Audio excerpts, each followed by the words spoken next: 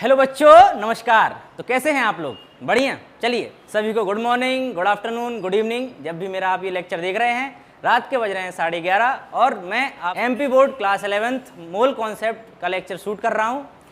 तो इस लेक्चर में एमपी बोर्ड के जो भी आपके सवाल हैं, एमसीक्यू हो गए, 2 मार्क्स क्वेश्चन हो गए, 4 मार्क्स क्वेश्चन हो गए एंड लॉन्ग क्वेश्चन हो गए, ये सारे के सारे क्वेश्चंस हम आपके मोल कॉन्सेप्ट चैप्टर, जैसे 11th क्लास की केमिस्ट्री में क्या बोलते हैं बेटा, some basic concepts of chemistry.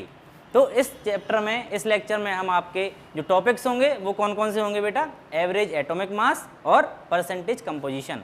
तो ये दोनों जो टॉपिक्स हैं आपके, ये पूरे के पूरे एमपी बोर्ड में जो आने वाले सवाल हैं वो आपके इस लेक्चर में कवर किए जाएंगे। तो चलिए शुरू करते हैं। तो बेटा क्या पढ़ना है हमको आज?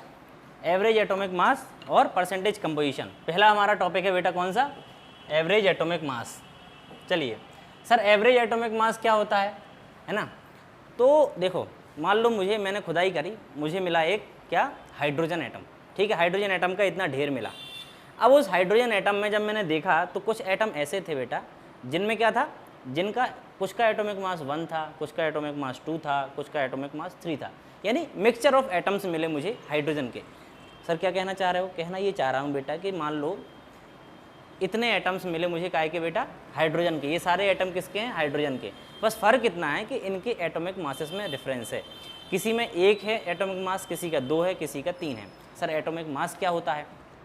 चलिए, एटॉमिक मास होता है बेटा number of protons plus number of neutron. क्या होता है बेटा? Atomic mass is equals to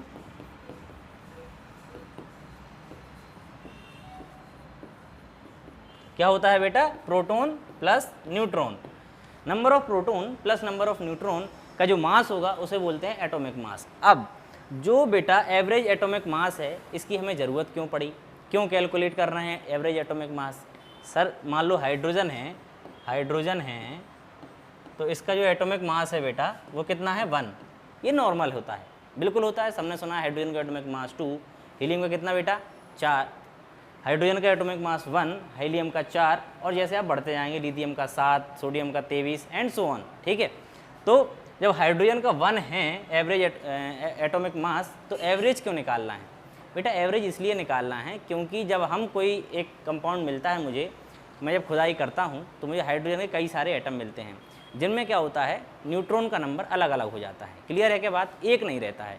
जैसे मान लो जो हाइड्रोजन है जिसकी हम बात करेंगे अभी, मतलब जिसमें क्या था, जिसका एटॉमिक मास 1 था, यानी इसमें कोई न्यूट्रॉन नहीं था, इसमें सिर्फ एक प्रोटॉन था। दूसरी बार में मिला बेटा मुझे क्या, एटॉमिक का जो है एटॉमिक मास इसका 2 मतलब इसमें ड्यूट्रियम में एटॉमिक मास 2 मिला। क्या मतलब है सर इसका? सर इसका मतलब है कि इसमें एक प्रोटॉन था और एक न्यूट्रॉन था। क्या था बेटा? एक प्रोटॉन और एक न्यूट्रॉन।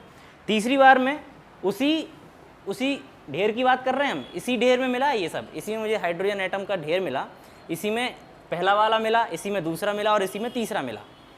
और तीसरे वाले में बेटा एटॉमिक मास कितना मिला? 3 और एटॉमिक नंबर 1, यानी नंबर ऑफ न्यूट्रॉन कितने हैं बेटा इसमें? 2 और प्रोटॉन का नंबर 1। सब में एक चीज़ गौर करने वाली है कि प्रोटॉन का नंबर कितना है बेटा? सब में 1 है, न्यूट्रॉन का नंबर डिफर कर रहा है। तो सर एवरेज एटॉमिक मास की ज़रूरत इसलिए पड़ी क्योंकि जब अलग अलग एटॉमिक मास आएगा किसी एटम का, तो आप क्या बताओगे? मैं पूछूं आपसे हाइड्रोजन का एटॉमिक मास कितना है, तो क्या बताते फिरोगे? सर आधे का, किसी का इतना है, किसी का इतना है, किसी का इतना है। ये सब ना बताने के लिए हमें ज़रूरत पड़ी बेटा किस चीज़ की? एवरेज एटॉमिक मास की। क्लियर है क्या बात कि एवरेज एटॉमिक मास क्या होता है? तो एवरेज एटॉमिक मास निकालने के लिए मुझे ज़रूरत पड़ती है एक चीज़ की। किसकी बेटा? आइसोटोप। क्या है बेटा definition? The atomic mass of an element is the weighted average. किसका वेटेड एवरेज है बेटा? Of the atomic masses of naturally occurring isotopes. जो नेचुरली अकरिंग आइसोटोप्स हैं उनका वेटेड एवरेज ही एवरेज एटॉमिक मास होता है। क्लियर है क्या बात? जो नेचुरली अकरिंग आइसोटोप्स मिले, आइसोटोप्स क्या होते हैं बेटा? आगे अभी स्लाइड में पढ़ेंगे हम।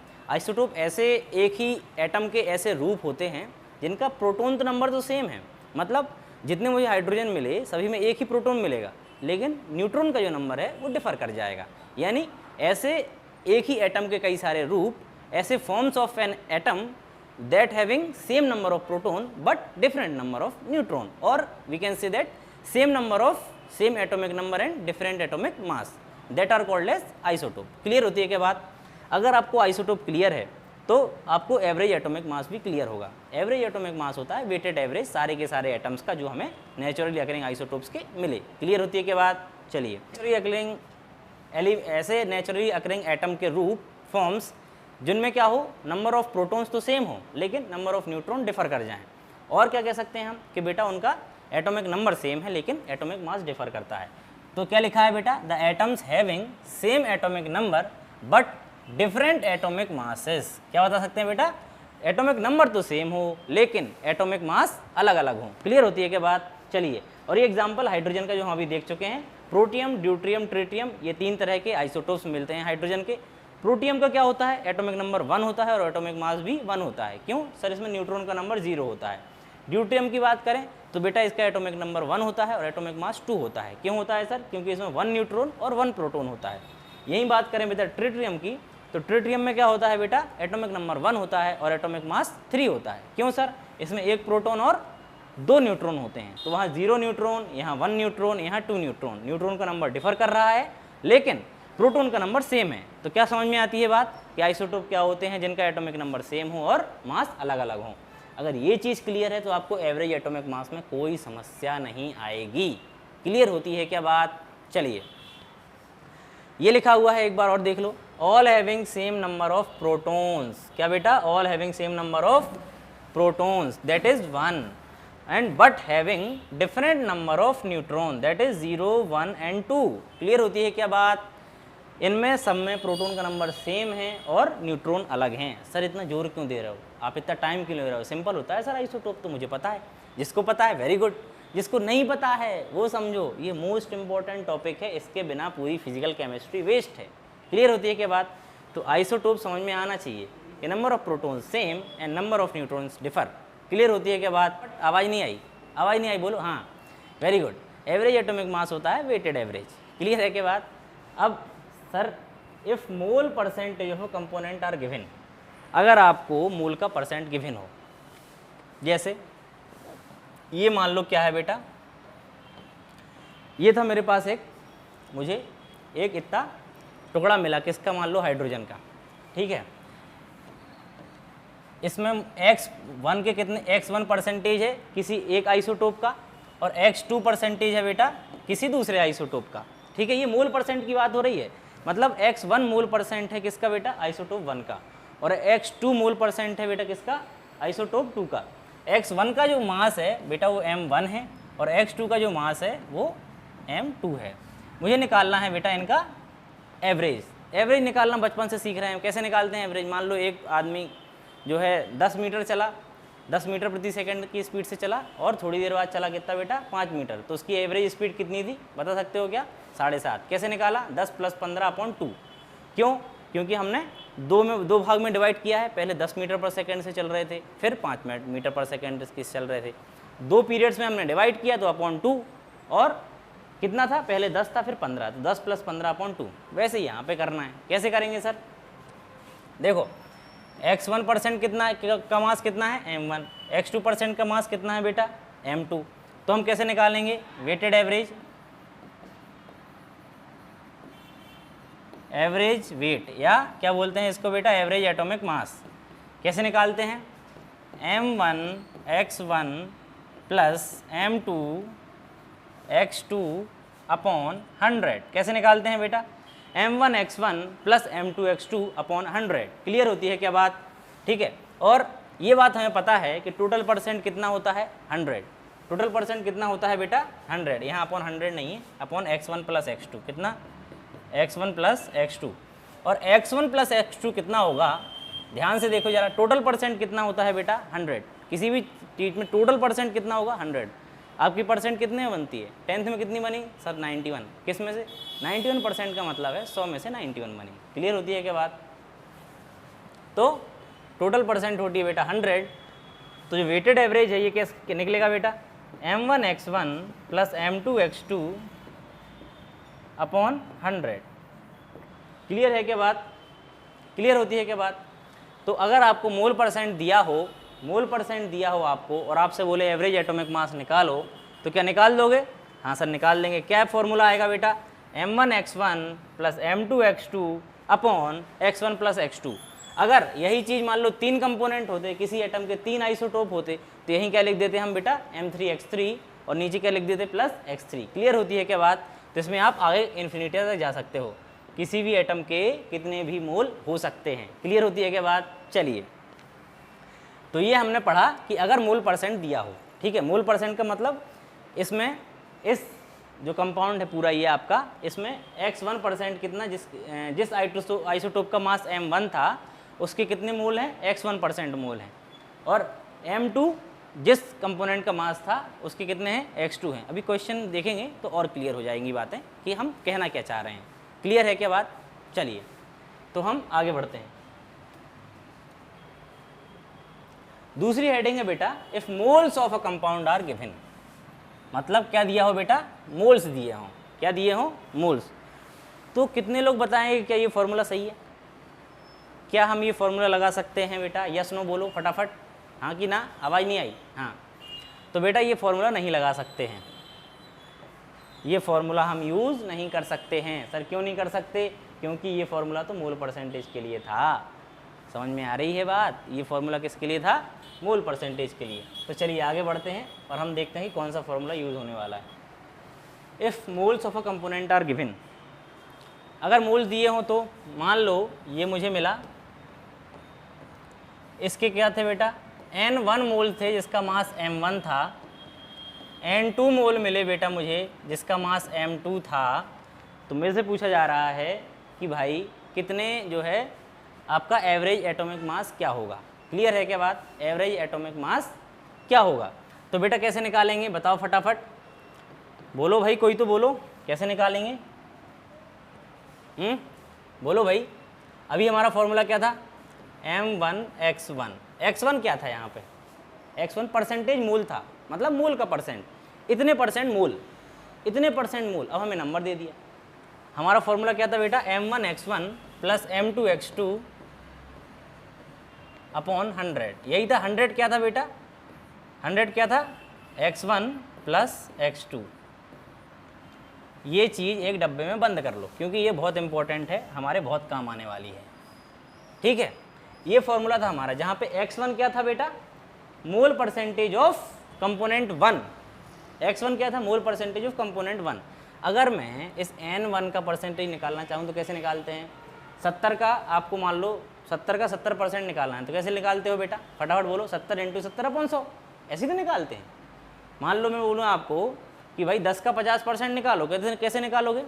10 × 50 अपॉन 100, ऐसे निकालते हैं सर, बचपन से निकाल रहे हैं, बचपन से निकाल रहे हो ना। चलिए, तो मैं पूछता हूँ n1 का कितना परसेंट है? इसमें मोल ही तो निकालना है। यहाँ पे हमने मोल लिखा था, ये क्या था बेटा? मोल परसेंट। लिख लो यहाँ पे, ये क्या था बेटा? मोल परसेंट। क्या था? मोल परसेंट था। अगर मैं मोल परसेंट निकाल दूँ तो क्या मेरा काम हो जाएगा? हो जाएगा कि नहीं हो जाएगा? चलिए, तो निकाल दो बेटा मोल परसेंट। कैसे निकालोगे? n1 का मान लो मुझे मोल परसेंट निकालना है तो कैसे निकालूंगा? n1 upon n1 plus n2 into 100। ऐसे तो निकालते हैं, ऐसे निकालते हैं ना। रख दो इस फॉर्मूले में x1 की वैल्यू ये रख दो। n2 कैसे निकालेंगे? n2 upon n1 plus n2 into 100, ऐसे निकालेंगे। कर दो फटाफट, कर दोगे ना? ये नोट कर लिया क्या? नोट करो फटाफट, नोट करो। चलिए आगे बढ़ते हैं। मुझे बनाना है फॉर्मूला, तो x1 की जगह क्या रखूंगा मैं बेटा? n% रख दूंगा। ठीक है, तो मैं ये रफ कर रहा हूँ। n1 की जगह x1 की जगह क्या रखना है बेटा हमें? ये परसेंट, ये परसेंट रखना है। ये परसेंट ही तो निकाला है हमने, x1 ही तो निकाला है, तो रख दो फटाफट। m1 into n1 upon n1 plus n2 into 100 plus m2 into n2 upon n1 plus n2 into 100। ठीक है, अपॉन अपॉन कितना है बेटा? 100। क्लियर है क्या? तो 100 100 100 कैंसिल हो गया और हमारा क्या आया आगे बेटा? m1 n1 upon n1 plus n2, m2 n2 upon n1 plus n2। ये बात क्लियर है क्या? ये बात क्लियर होनी चाहिए। अगर नहीं है दोबारा देखो बेटा, और तब भी नहीं आती है तो कमेंट में पूछो, है ना। तो आंसर क्या आएगा बेटा, m1 n1 upon n1 plus n2 plus m2 n2 upon n1 plus n2, मतलब m1 n1 plus m2 n2 upon n1 plus n2। ये हुआ, अगर आपको मोल दिया हुआ हो तो कौन सा फॉर्मूला लगेगा बेटा, ये वाला m1 n1 plus m2 n2 upon n1 plus n2। n क्या है, नंबर ऑफ मोल्स, मास क्या है, ये मोलर मास है जो कंपोनेंट A मिला उसका, और ये मोलर मास किसका है बेटा, जो कंपोनेंट 2 मिला उसका। अब किसी को ये मेथड समझ में नहीं आया है, दोबारा वीडियो देखो, तब भी नहीं आया तो बेटा ये फॉर्मूला तो याद होना ही चाहिए। अगर आपको नंबर ऑफ मोल्स दिए हुए हैं तो आपको ये फॉर्मूला लगाना है, कौन सा बेटा, m1 n1 plus m2 n2 upon n1 plus n2। कौन सा बेटा, m1 n1 plus m2 n2 upon n1 plus n2। ये एकदम रटा होना चाहिए, याद होना चाहिए। क्लियर है क्या बात।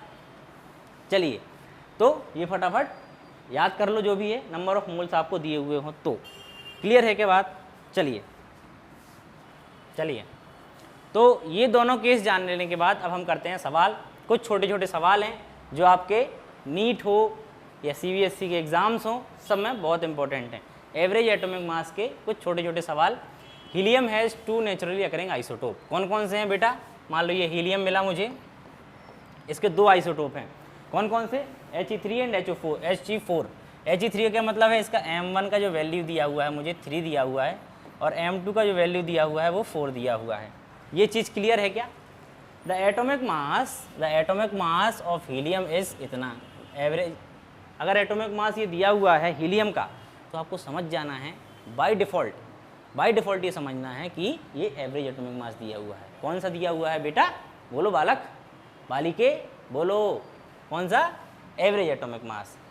तो सभी बच्चे बच्चियां सुने, ये एवरेज एटॉमिक मास दिया हुआ है, और ये मुझे m1 m2 की वैल्यू दी हुई है, हमसे एबंडेंस पूछा है, मतलब मोल परसेंट पूछा है। सवाल ध्यान से पढ़ना है, सवाल पढ़ने में गलती कर दी है तो सारा मामला वहीं ख़त्म हो गया। फिर आपको कितनी केमिस्ट्री आती हो, कोई आपका कुछ नहीं कर सकता। इसलिए पहले क्या करना है, पहले सबसे पहले क्वेश्चन समझो, है ना। जैसे उन चैट्स के मतलब समझते हो वैसे ही इन क्वेश्चन को समझना है ना। तो एबंडेंस पूछा है, मतलब परसेंट, मोल परसेंट पूछा है। क्या पूछा है बेटा, मोल परसेंट।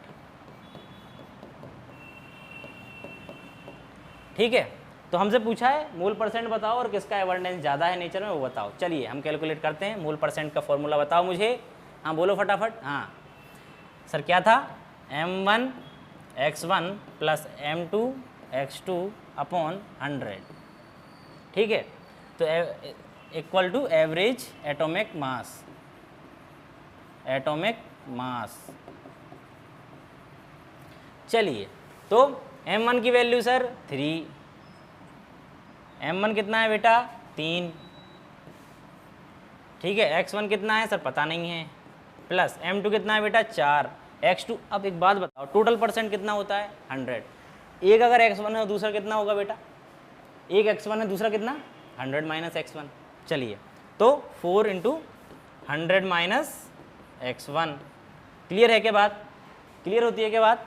चलिए, अपॉन 100 सॉल्व करो, आंसर लाओ। घर तक छोड़ के आऊँ क्या, पूरा आंसर बताऊँ क्या, अरे नहीं भाई सॉल्व करो। चलो बता देता हूँ, तो क्या हो जाएगा बेटा, इक्वल टू 3.98। ठीक है, क्रॉस मल्टीप्लिकेशन कर दो, इसको यहाँ ले जाओ, है ना। तो 3.98 into 100 is equal to 3x1 plus 400 minus 4x1। Clear है क्या बात। चलिए आगे बढ़ाते हैं सवाल को। 3.98 into 100 is equal to 398 is equals to 3x1 minus 4x1 plus 400। ठीक है, 400 को इस तरफ ले जाऊँ अगर मैं, तो -2 is equal to minus x1, minus minus cancel, x1 is equal to 2। Clear होती है क्या बात, x1 इज इक्वल्स टू 2। जिसको समझ में नहीं आया दोबारा देखो। सबसे पहले हमने एवरेज एटॉमिक मास का फॉर्मूला लगाया, हमें समझ में आ गया कि मोल परसेंटेज पूछा है हमसे और आपको एवरेज एटॉमिक मास दिया है, तो हमने मोल परसेंटेज का फॉर्मूला लगाया is equal to average atomic mass. Clear है क्या। इसके बाद हमने क्या किया बेटा, पहले का मास 3 था, दूसरे का 4 था। पहले का x1 परसेंटेज है तो दूसरे का कितना हो जाएगा बेटा 100 माइनस x1, 100 माइनस x1। ये कैसे आया ये सोचो, दिमाग लगाओ।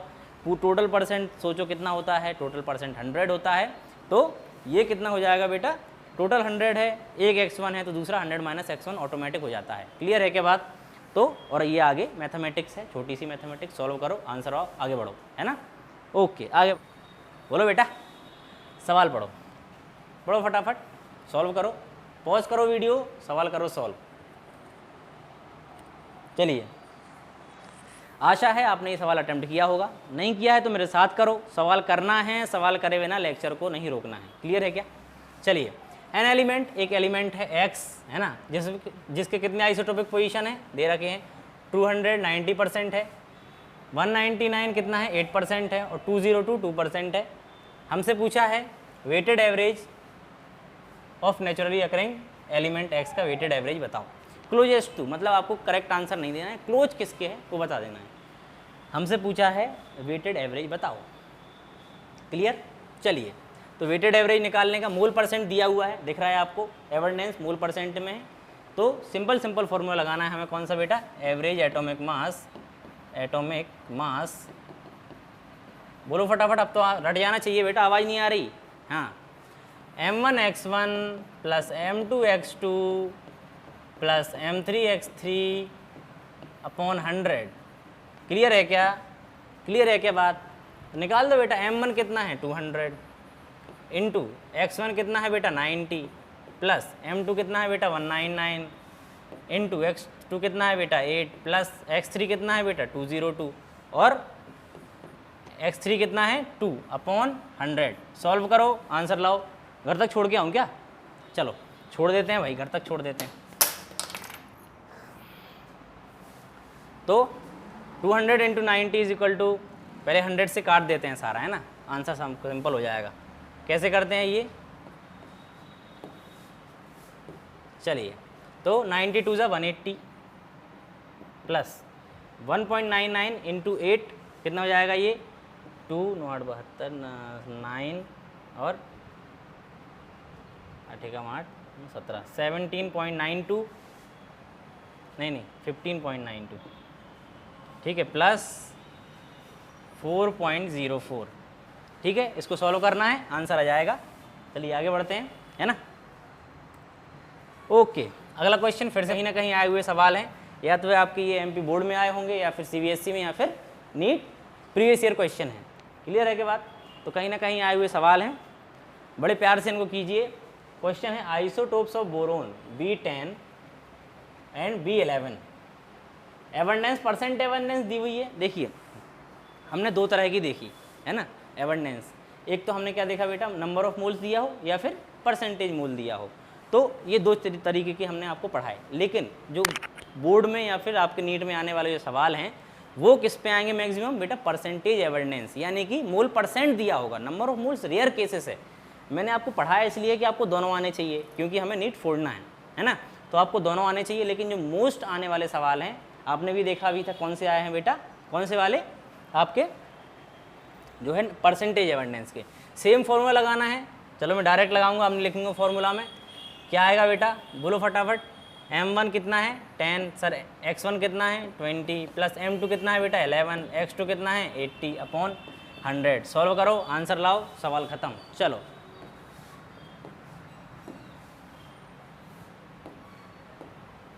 कितना आ जाएगा बेटा 2 प्लस